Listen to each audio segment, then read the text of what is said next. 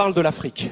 La Bible parle énormément de l'Afrique et je sais que cette déclaration ce matin va sembler assez étrange parce que souvent nous oublions que la Bible parle de l'Afrique.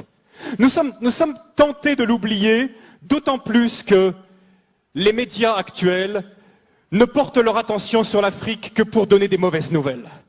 Souvent, l'Afrique, c'est le continent oublié. Il est oublié dans les négociations de l'Organisation mondiale du commerce. Il est oublié lors des grandes alliances stratégiques. Lorsque les puissants de la Terre se réunissent, très très souvent, on ne parle de l'Afrique que pour couvrir ses dettes ou pour venir à son aide.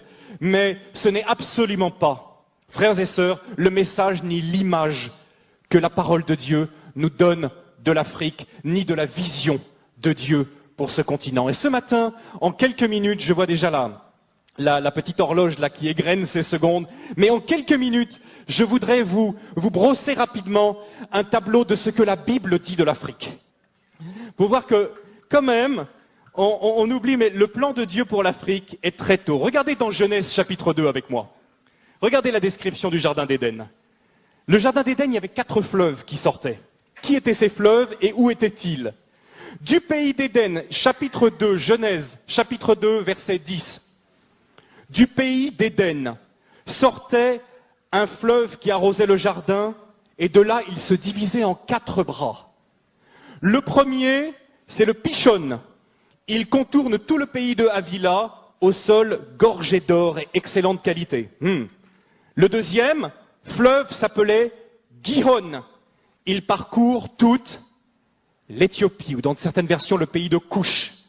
Et le troisième fleuve, c'est celui qui coule à l'orient de la Syrie, c'est le Tigre. Et le 4e fleuve, c'est l'Euphrate. Regardez, la Mésopotamie, l'Irak, le pays de Havila, qui est probablement vers la Somalie, et tout le pays de l'Éthiopie. Le jardin d'Éden, c'était pas le jardin qui est derrière la cour de la maison. Hein. Le jardin d'Éden, c'est un jardin immense qui couvrait plusieurs pays, dont l'Éthiopie. Quels sont les noms qu'on donne à l'Afrique dans la Bible? Les noms qu'on donne à l'Afrique, ce sont Couche, qui veut dire Éthiopie, Mitzraïm, qui veut dire l'Égypte, et Pouth, qui veut dire la Libye actuelle, la Cyrénaïque. Au temps biblique, et jusqu'à une époque, jusqu'à peu près au 4-5e siècle après Jésus-Christ, ces 3 régions qui couvraient toute l'Égypte, la Libye, le Soudan, l'Éthiopie, toute la corne de l'Afrique, regroupaient probablement 80% de toute la population du continent qui était très peu peuplée. Donc toute l'Afrique presque se retrouvait à Couche, Mitzraïm ou Pouth. Et, à la surprise générale pour certains, c'était des pays noirs. À l'époque, c'était des pays noirs. Vous savez, souvent, quand on pense à l'Égypte, on ne pense pas à l'Égypte comme un pays noir, n'est-ce pas? Hein, on a eu même, quand on est dans les années 50, 60, les péplums sur l'Égypte. Comment elle est, Cléopâtre? C'est Elizabeth Taylor. Elle est toute blanche. Mais la réalité, c'est complètement différent. Toutes les recherches historiques ont montré qu'à l'époque de Moïse, ont montré qu'à l'époque biblique, l'Afrique était un pays noir. Et d'ailleurs, il suffit de regarder les hiéroglyphes aujourd'hui pour voir toutes ces femmes égyptiennes avec les cheveux tressés qui ressemblent à s'y méprendre aux Peuls du Sénégal. Des recherches ont montré que les Peuls du Sénégal, pour ceux qui les connaissent, sont parmi les descendants les plus directs des Égyptiens. Les travaux, entre autres, du professeur Cheranta Diop et d'autres ont montré que l'Égypte était un pays noir, que l'Éthiopie était un pays noir et que la Libye était un pays noir. On l'appelait la Cyrénaïque, avec la ville de Cyrène, ou la Tripolitaine. C'est un pays noir. Depuis le début, depuis la Genèse, l'Afrique est là dans le plan de Dieu. Et quand je demandais à ces Américains quelle était l'Africain le plus connu de la Bible, ils avaient beaucoup de mal à me répondre. Un Africain? Un Africain dans la Bible? L'Africain le plus connu. Et à votre avis, tenez, qui est l'Africain le plus connu de la Bible? Abraham, pas tout à fait. J'entends pas le nom que je cherche. Noé, non, je pense pas qu'il était tout à fait africain. Adam, et si Adam était dans le jardin d'Éden, il était forcément un peu africain. Bon point pour toi, ma sœur. Moïse.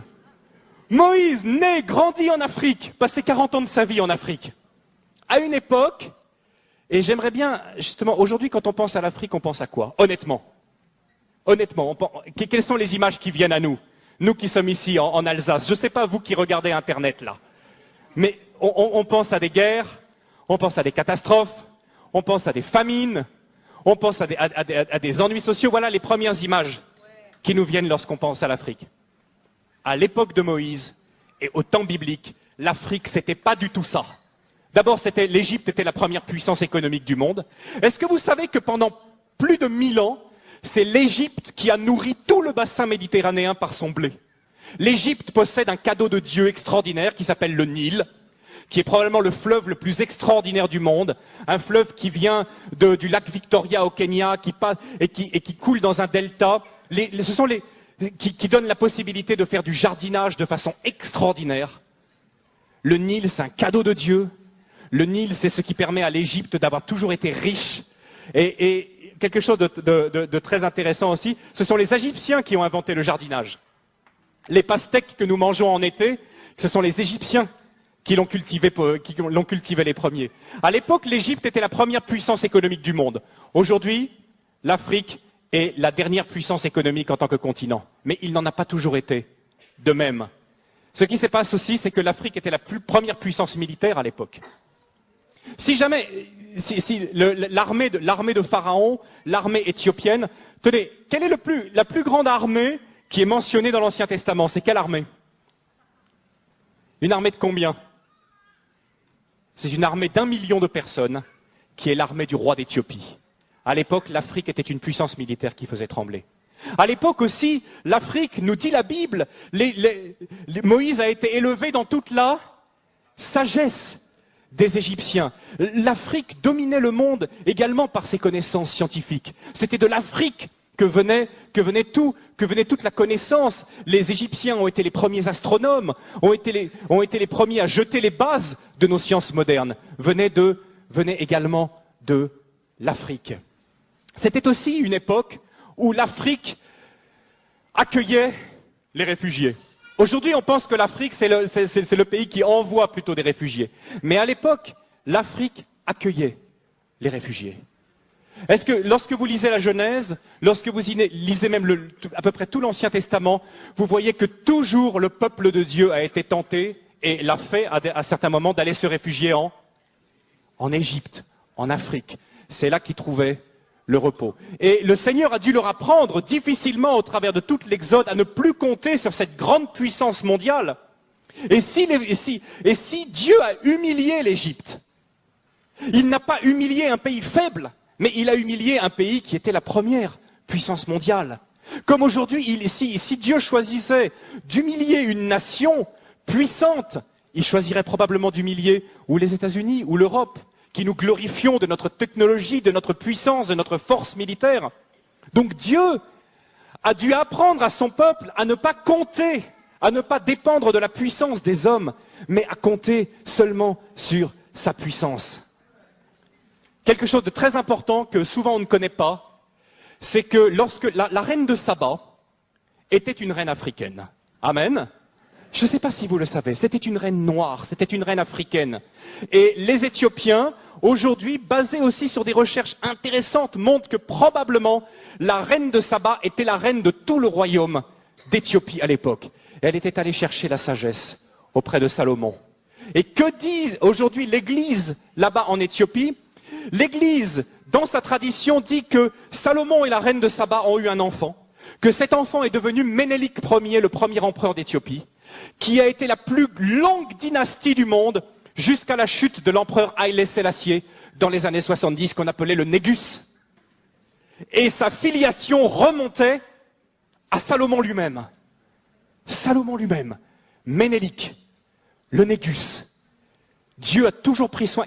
Vous savez, en plus, aujourd'hui, on s'aperçoit qu'il n'y a aucune explication rationnelle à la présence d'un si grand nombre de Juifs en Éthiopie, qu'on a appelé après les Falachas, qui sont revenus en Israël. Christian connaît bien cette histoire. Il n'y a pas d'autre explication que le fait que, depuis les temps de l'Antiquité, les Juifs étaient présents en Éthiopie, et c'est probablement la reine de Saba qui a ramené la connaissance du Dieu jusqu'au fond de l'Afrique et qu'il a gardé aujourd'hui. Aujourd'hui, l'Éthiopie est une nation profondément chrétienne, encore aujourd'hui, où d'ailleurs il y a un énorme réveil de l'esprit en ce moment dans les églises traditionnelles en Éthiopie.